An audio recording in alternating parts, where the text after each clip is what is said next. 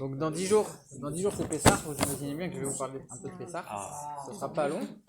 Au lieu de faire un long sujet comme d'habitude, on va faire plusieurs petits sujets. Un peu pour avoir un petit peu quelques idées pour la fête de Pessah.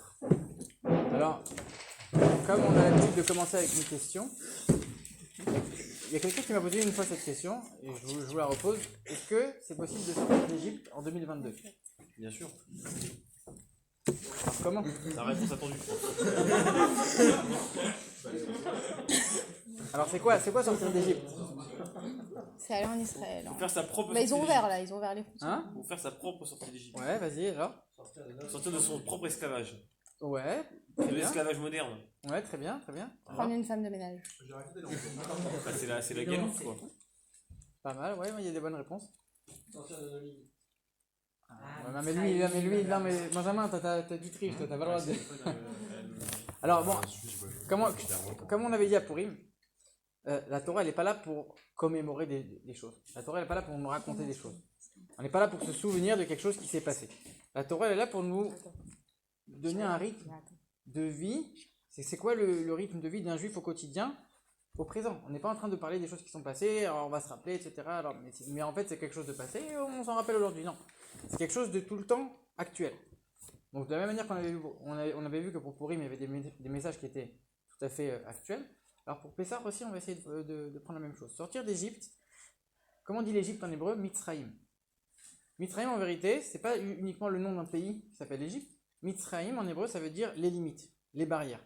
Ça veut dire sortir d'Égypte, quand on lit en hébreu, ça peut vouloir dire sortir du pays l'Égypte, mais ça peut aussi vouloir dire, pas que le rabbi, c'est toute la facilité. Il y a tout le monde qui le reprend, ça, c'est pas une erreur rabbi. Et alors du coup ça veut dire quoi on peut dire soit sortir du pays l'Égypte, soit sortir de ses limites. Ça veut dire quoi sortir de ses limites ? Je vous pose la question. À votre avis c'est quoi sortir de ses limites ? Limite matérielle. Ouais. Dans ses limites dans la voie d'achat. Ouais. Genre, tu peux toujours faire plus. Ouais, très bien. Pas se limiter dans la Torah. Genre, je suis capable de faire que ça. Ouais. En vrai, si tu dis, genre, je peux faire que ça, je pourrais jamais plus faire. Exactement. Ouais. Alors, si Très tu bonne fixes ma réponse. limite, en vrai, tu peux faire plus. Enfin, Il y a une bonne réponse, ouais. On tient quelque chose un petit peu. Alors, donc il y a deux sortes de limites. Il y a les limites que le monde nous impose, et il y a les limites qu'on s'impose tout seul. Il y a des choses, en vérité, c'est le monde et l'environnement qui font que on est limité, on est restreint. Très bien. En vérité, ces limites-là, on peut tout à fait en sortir. On avait déjà fait une fois un cours ici, on avait expliqué, on avait dit que la source d'un juif elle est spirituelle. Un juif, en vérité, il est complètement au-dessus du monde. Et comme en vérité, l'âme du juif, c'est une parcelle de divinité, la divinité elle est complètement au-dessus du monde, alors de la même manière, le juif il a cette capacité de complètement dépasser toutes les limites que le monde lui impose, d'être complètement au-delà du monde. Et si il est convaincu de ça, et qu'il y va la tête haute, en étant sûr que tous les obstacles vont s'annuler, alors c'est comme ça que ça va vraiment se passer. Mais pour ça, il faut vraiment se convaincre et se travailler. Mais si on le veut vraiment, même les limites du monde, on est complètement au-dessus. Et c'est pour ça qu'on avait raconté une fois une histoire, où le rabbi il recevait des jeunes gens, il leur disait, ils avaient demandé une bénédiction pour avoir une guérison, etc. Et ils sont revenus en disant, le rabbi il a fait un miracle extraordinaire. Le rabbi dit, j'ai pas fait de miracle. C'est vous qui avez fait le miracle. Chaque juif il peut faire un miracle en vérité. Comme un juif il a une âme qui est divine, c'est une parcelle de Dieu à l'intérieur de lui. Alors de la même manière que Dieu il peut faire des miracles, de la même manière un juif il est au-dessus du monde, donc il peut aussi faire des miracles. Ça veut dire qu'on peut toujours sortir des obstacles que le monde nous impose, que la vie nous impose, que l'environnement dans lequel on se trouve peut nous imposer. Ça c'est la première chose. La deuxième chose, c'est les limites qu'on s'impose à nous-mêmes, sans forcément s'en apercevoir. Par exemple, il y a des gens qui sont très restreints au niveau financier. Ils vont voir les choses de manière très petite. Quand ils vont meubler leur maison, ça va être toujours très petit. Ils vont chercher des maisons très petites. Ils vont chercher des meubles qui sont les moins chers. Ils vont voir les choses de manière assez restreinte. Alors qu'en vérité, si ils essayaient de pousser un petit peu, de sortir des limites que eux-mêmes ils se mettent à l'intérieur de leur tête, alors ils pourraient finalement accéder à une largesse dont ils n'ont même pas idée. Alors c'est vrai que c'est pas facile. Des fois, comme il a dit Jacob, on se dit, moi je suis pas assez religieux pour ça. Moi je suis pas assez pieux, moi c'est pas mon niveau, c'est pas ma pratique, c'est pas mon environnement, c'est pas mon éducation. Je suis pas apte, ça me concerne pas. Mais en vérité, qui t'a dit que t'es pas au niveau? Qui t'a dit que t'es pas religieux? Qui t'a dit que t'as pas les forces de le faire? C'est toi-même. Tu t'es convaincu que t'avais pas les forces de faire quelque chose, alors forcément, tu t'en dédouanes directement. Et pas du tout. Essaye et tu vas voir que tu vas réussir. Par la peur d'échouer, on évite de commencer des choses qui sont inconnues. Juste parce qu'on a peur de ne pas réussir. Mais en vérité, c'est une limite qu'on se met nous-mêmes. Il faut sortir de sa zone de confort. Il faut sortir de tout ce qui nous paraît facile et essayer de faire un peu plus que notre nature. Il y a des gens, ils ont du mal à parler en public. Alors, qu'est-ce qu'ils vont faire? Ils vont dire, ok, très bien, à chaque fois qu'il y a une occasion, ils vont s'inviter, ils vont demander à quelqu'un d'autre, ils vont... Mais en vérité, c'est-à-dire que lui, il ne va jamais progresser. Il se dit, moi, je ne suis pas capable.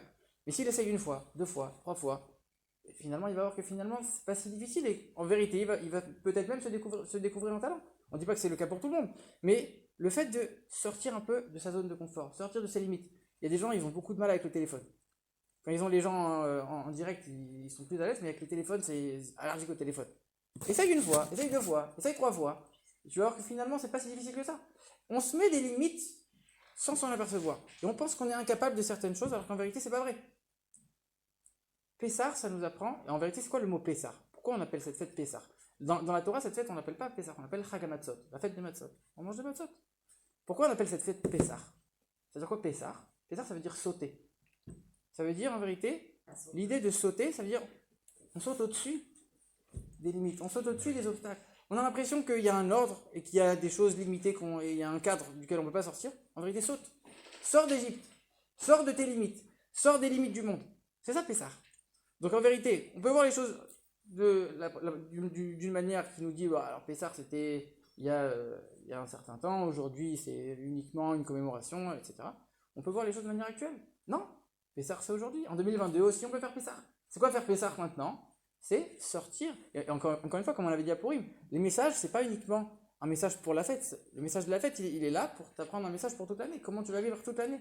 Avec un message qui nous est apporté par Pessar. Ça, c'était le premier sujet que je voulais aborder. C'est déjà savoir un peu, voilà, c'est quoi le contexte de cette fête.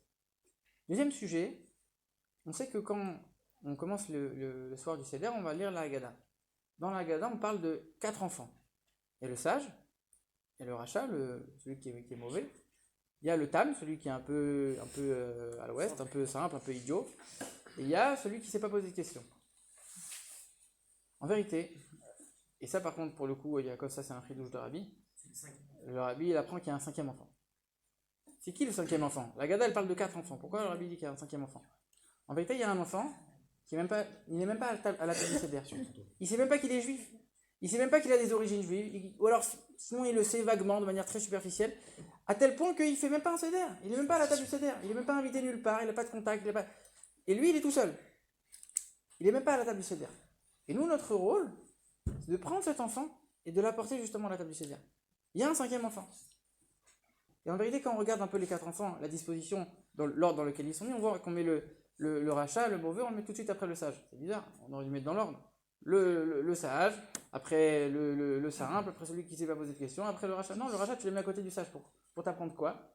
Le sage, il doit avoir une influence sur le rachat. D'un côté, on met le sage en premier, parce que c'est pas le rachat qui doit avoir une influence sur le sage. Le sage, il doit être assez, à prendre assez de distance pour ne pas tomber et devenir lui aussi un rachat. Et d'un autre côté, il ne doit pas se dire, moi j'ai aucun rapport avec lui, je ne le connais pas. De la même manière qu'il doit inviter celui qu'il ne connaît pas, qui n'est pas à la table du Seder, le 5e enfant. Donc en vérité, c'est toujours facile d'aimer les juifs qu'on ne connaît pas. Tu ne le connais pas, tu l'aimes de tout ton cœur, c'est très très facile. Mais ton voisin qui te casse les pieds tous les jours, c'est beaucoup plus difficile. En vérité, tu es assis à la même table, et il y en a un, c'est un rachat, c'est ton opposé, il est tout le contraire de toi, et il t'embête. En vérité, sache que tu as une mission même avec lui. C'est facile d'aller chercher quelqu'un qui ne connaît pas, il adore découvrir, etc. Tu l'amènes à la table, il y a un 5e enfant, on est très content. C'est très facile, Khazak. Et celui qui était déjà là, lui aussi, il faut travailler avec lui. Donc on voit qu'en vérité, encore une fois, une deuxième idée dans cette fête, c'est inclure, et en vérité c'est une idée qu'on retrouve dans toutes les fêtes, dans toutes les grandes fêtes, c'est d'inclure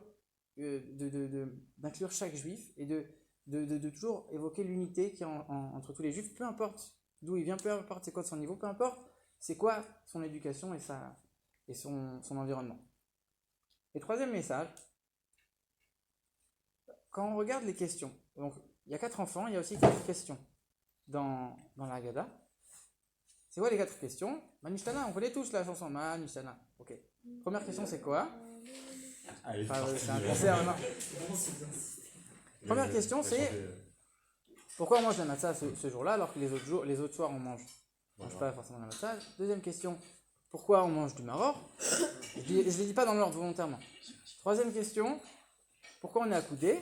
Quatrième question, pourquoi on trempe 2 fois des aliments dans... Alors aujourd'hui c'est l'eau salée, mais à l'époque dans la Gemara en tout cas c'est écrit le charoset. Mais aujourd'hui c'est l'eau salée. Une fois l'eau salée, une fois le charoset. En vérité, selon les coutumes, l'ordre des questions il va être différent. Dans la coutume Chabad, la première question, c'est la question de tremper. Pourquoi on trempe? Alors c'est très étonnant de mettre cette question-là en premier. La matzah, c'est une mitzvah de la Torah. Le maror, c'est une mitzvah des sages. Sakoudé, c'est aussi quelque chose des sages. C'est des choses qui sont mentionnées quelque part. Tremper, c'est pas du tout une obligation dans le Seder. Quand on doit tremper dans le salé, et d'ailleurs c'est pour ça qu'on a changé entre le salé et le charoset, parce que finalement, c'est pas quelque chose qui est aussi important que de manger la matzah. Pourquoi on n'a pas mis la matzah en premier? On met tremper, qui est la chose la plus insignifiante, et on la met en premier. En vérité, c'est juste une coutume. C'est une coutume juive de tremper le karpas dans l'eau salée et de tremper le maror après dans le charoset. Pourquoi on le met en premier? Pourquoi c'est tellement important de savoir ça? En vérité, le message ici, c'est de savoir que les coutumes du peuple juif, elles sont aussi importantes, voire plus importantes que la loi elle-même. Pourquoi? Attention, faut prendre avec des pincettes ce qu'on est en train de dire. Mais ça veut dire, l'exemple qu'on donne souvent, c'est le suivant. Si on prend quelqu'un qui n'a pas de chemise, tu viens, tu lui mets une cravate. Alors, tu dis c'est ridicule. Déjà achète-lui une chemise, et après tu lui achèteras une cravate. Pourquoi tu viens, tu lui achètes une cravate? Ça n'a pas de sens, c'est pas quelque chose qui est fait dans l'ordre, on ne comprend pas tellement. Mais en vérité, si tu lui achètes une cravate, il va comprendre qu'il lui manque une chemise. De lui-même, il va aller se procurer une chemise. En vérité, quand on comprend que même les minagim, même les coutumes, elles sont importantes, alors automatiquement, si la coutume elle est très importante, forcément que même que la loi, à plus forte raison, la loi elle est très importante. Donc les coutumes juives, c'est pour ça qu'on plaisante jamais avec les coutumes juives, et même si c'est des coutumes de grand-mère marocaine, tunisienne ou ashkénaze, etc., on rigole aussi avec ça, mais il y a des choses sérieuses, c'est vraiment, quand c'est rentré dans les coutumes du peuple juif, on dit Minag Israël, Toraï. Un minag dans le peuple juif, ça fait partie de la Torah. Pourquoi tellement d'importance? Pour t'apprendre qu'en vérité, les coutumes, c'est ça qui vont te maintenir. Quelqu'un qui ne fait pas de seder, il prend un morceau de matzah pendant Pessah, il vient, il mange, il rentre chez lui et il va regarder la télé. Il a fait la mitzvah de matzah autant que celui qui a fait tout le seder. Il n'a rien fait de plus, rien fait de moins. Mais par contre, il manque tout le goût, il manque tout ce qu'il y a autour qui va t'attirer. Ça veut dire que quelqu'un qui va faire toutes les coutumes, qui va, etc., toutes les coutumes, peu importe si c'est ashkénaze, séfarade, etc., alors finalement, lui, il va ressentir la fête. Et lui, il va avoir un goût, lui, il va avoir envie, lui, il va avoir tout un environnement et ça va l'imprégner. Quelqu'un qui va faire uniquement la mitzvah elle-même, il a fait le plus important, c'est très bien. Encore une fois, on ne remet pas en cause la valeur de la mitzvah elle-même, mais il faut savoir que mettre l'importance sur les coutumes, et c'est ça aussi que Pessah nous apprend, mettre l'importance sur les coutumes, et c'est pour ça que, encore une fois, quand on dit que les coutumes sont très importantes, lui il mange pas de riz, lui il mange pas de ça, lui il mange pas de ça, lui il mange pas les légumes, lui il mange rien du tout, lui il mange que ce qui est, et le lait, pas le lait, chacun, et même dans les coutumes elles-mêmes, même chez les Chabad eux-mêmes, chaque famille elle a son truc, et chez les Marocains, chaque famille elle a son truc, les coutumes à Pessah, on vient te souligner l'importance de la coutume, c'est une fête où on te dit, finalement les coutumes, c'est ça qui fait vivre le peuple. Même si c'est avec la cassette. Hein? Non, ça c'est. Non. Des choses qui sont rentrées. C'est le vinaigre des Algériens, lui. Oh non, on est d'accord. Et pour moi, c'est la Kada. Donc ça, c'est le troisième message que je voulais vous transmettre. À quel point c'est important des fois de mettre l'accent sur les petites choses, parce que c'est en mettant l'accent sur des petites choses qui nous paraissent pas forcément importantes que finalement tout le reste peut vraiment tenir. Alors voilà, Chag Sameach, on va distribuer des matzot à tout le monde. Et